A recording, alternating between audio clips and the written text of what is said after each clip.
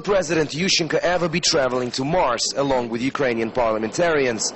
A question that will hardly be answered, as the country's leader cancelled his online news conference, which was supposed to be held this week.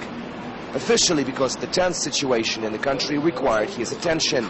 But some believe this happened because the most popular question posted on the presidential website was, "How much should we pay you so that you, together with the deputies and the ministers, leave the country and let Ukraine develop normally?"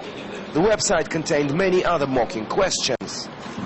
"Let's declare war on Russia and then surrender." I remember Russian President Boris Yeltsin gave his people a present. In his New Year's address he resigned. Are you capable of the same generous gift? But most came down to one issue, the public discontent with the situation in the country. The online conference was scheduled as Ukraine is suffering from the world market crisis. The country has seen Europe's highest double-digit inflation for the last 2 years. But now experts call it an economic free-fall, with the country's currency, the hryvnia, falling by more than a half since September.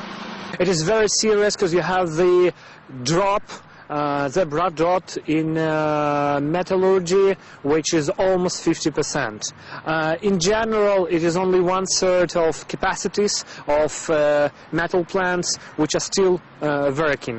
And so we have to understand that it is a drop of at least 50% in all export major sectors of Ukrainian economy. What we see is that in the first quarter of 2009, the general Ukrainian economy will go down into the recession.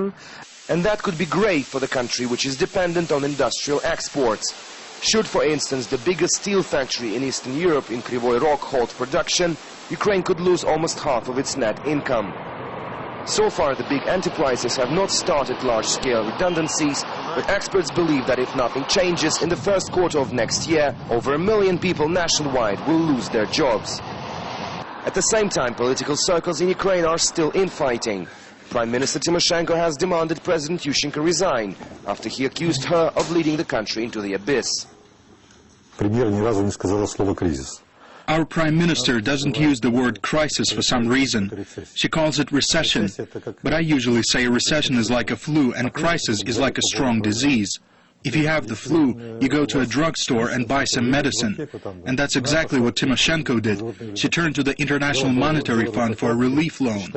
But our political elite doesn't seem to understand that it is in fact a strong disease we're dealing with. On the other hand, after 3 months of political turmoil, in the face of economic fallout, the Ukrainian parliament has produced a 3-party working coalition. It was done in order to pass anti-crisis legislation.